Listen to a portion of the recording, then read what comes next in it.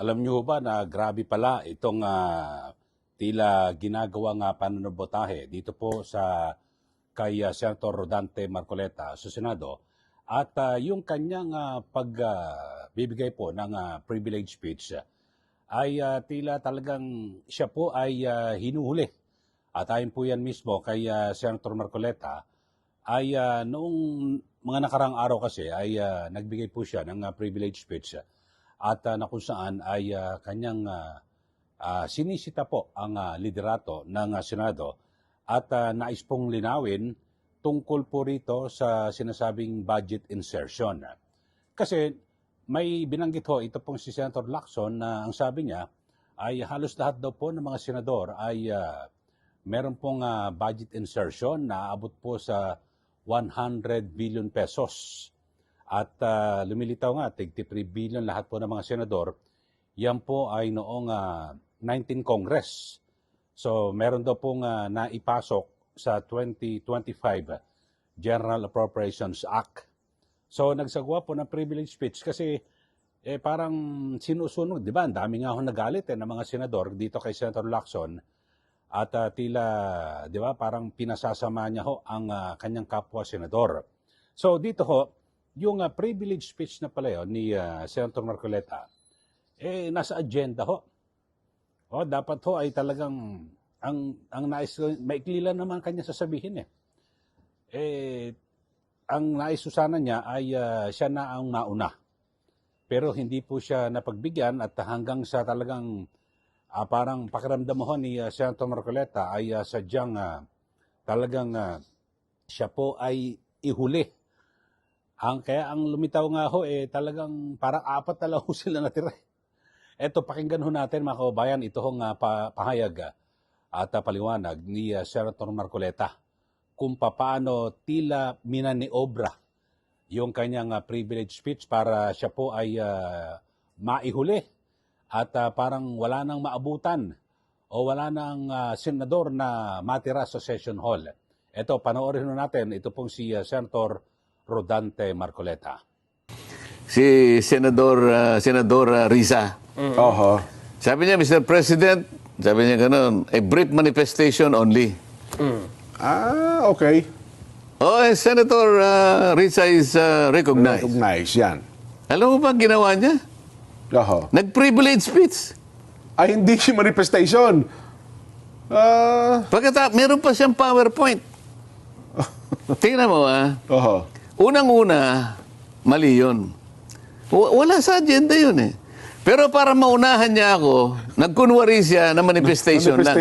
Brief manifestation. Alam mo, Nelson, Jen, mga kababayan na nakikinig, ako po, mapagparaya ako Opo. Tinitiis ko po yan Kahit na labag na sa tuntunin, ginagawa nila. Kailangang maliwanagan po ninyo. Ginawa po nila yung para maging huli ako. Kahuli-huli na ako. Parang sinadya Nung magsalita ako 4 na lang kami dun Pero kailangan kong i-deliver sapagkat kailangang ma-record ng kapulungan kung ano yung gusto kong mangyari. Kailangan magkaroon ng clarity. Itong ganitong klaseng mga patakaran sa pagpapaliwanag. Dahil ang ginawa nila sa akin Pagkatapos sasabihin niya sa akin, dapat hinintay mo, dapat nandyan. Paano? Talagang plano na nilang ihuli ako Nakuha nyo? Opo. Plano nila na ihuli ako. Sapagkat siguro hindi nila, baka kung ano naman sasabihin yan. Nasa sa inyo, hinuli ako. Kasi kung nandun si Senator Ping, maobligasyon sumagot kung that time. Kaya nga, maski kausapin niya ngayon si Majority Leader Migs. Ano naman doon pwede namang lapitan. Migs, pwede mo ba kuya? Sige, boss. Pagkatapos niyan, ikaw na. Kaso lang, pupunta pala ng Canada. Kaya umalis sa kagad. Hindi niya binilin kay JB. Okay. Ngayon, pero pinuntan ko pa rin si Senator JB. 2 beses ko pang isinignal. Medyo ganun pa So akala ko, pagkatapos ni Senator Amy, kayo na dapat. ako na. Hindi. Tumira na naman. Pagkatapos, alas, Pilipinas. Pagkatapos nag-manifest. Oh, sabi ni... Kaya nag-alanganin sila nung matapos yung kanyang manifestation na kunwari na isa palang privilege speech. Sabi ni Senator JB, Mr. President, I move that the manifestation of Senator Risa be referred to the Committee on Rules. Okay. Sabi ni Senator, sabi ni SP. Is that a manifestation or a privilege speech? Oo nga, oo naman. Sabi ni Risa, well, maybe gagano. Na technical, ano na sila eh. Talaga gano'n. Ako naman okay lang, sige. Nako. Di ba? Parang Kailangan lang malaman ng kababayan natin kung anong ginagawa nila. Opo. Oh. Pero sa tamang panahon, subukan nilang mag-focus ngayon. Talagang babanggitin ko sa mga mukha nila kung anong ginagawa nila. Maganda rin yung nangyari sa akin eh. Oh. Para ipamukha ko sa kanila sa susunod, bakit ganito yung ginagawa nyo? Puro labag sa tuntunin ang ginagawa ninyo eh. Sa atin, kumisan, may pakiusapan talaga rito eh. Meron akong pagkakataon talagang napagbibigyan naman ako eh. Normal Pero naman yun talagang, alam ko, sinadya nila na akong gawin pinakahuli. Kasi maring hindi ko na ituloy eh. Mag-aalas 9 na ng gabi. Kasi kung makikita nyo nga, 4 na pa lang tayo dito, wala na yung dapat makarinig. Baka uuwi rin yan. Malay mo, ganun. Hindi ko alam kung ganun ha. Kaya lang, kung pinagbigyan nila ko, napakaiksi ng ano ko eh. Ang haba nga nung manifestation ni Risa eh. Pero hindi manifestation, may PowerPoint pa eh. Yun po, napakinggan nyo at napanood nyo ha. At sabi ho, ang dami raw ho ng mga nilabag na proseso o sistema at patakaran dyan po sa Senado.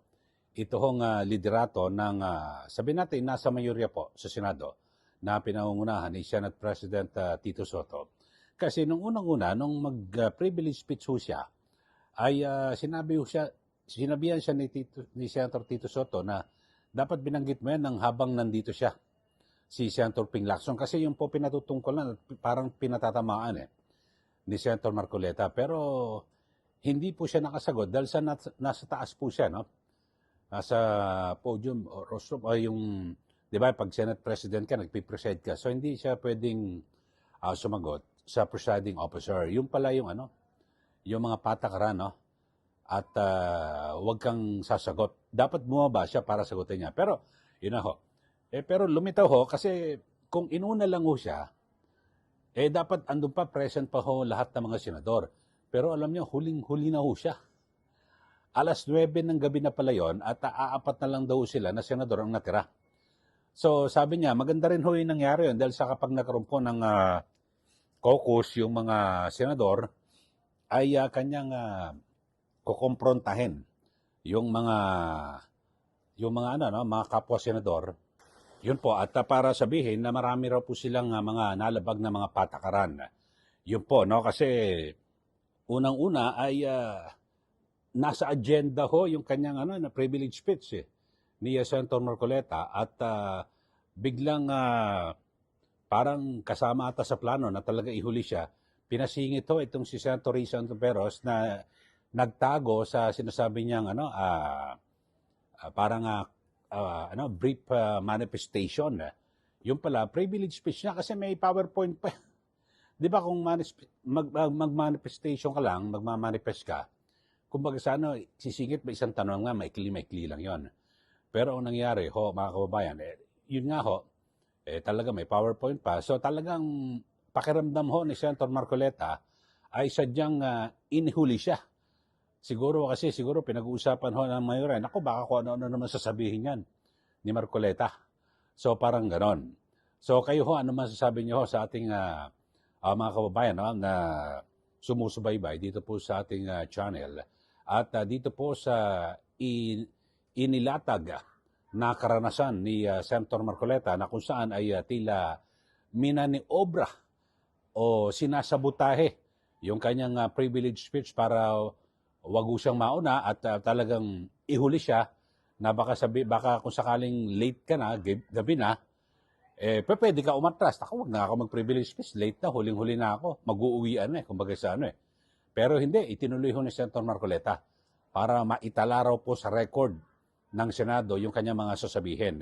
Siguro sa mga nauna nating vlog, mga kababayan, ay binanggit naman natin yung laman ng kanyang talumpati, yung malayang talumpati o privilege speech sa Senado na kung saan ay kung may question dito po sa naging pahayag ni Senator Lacson patungkol po sa budget insertion na pinasama po ang imahe ng Senado at parang tila siya lang po ang malinis. Ayun.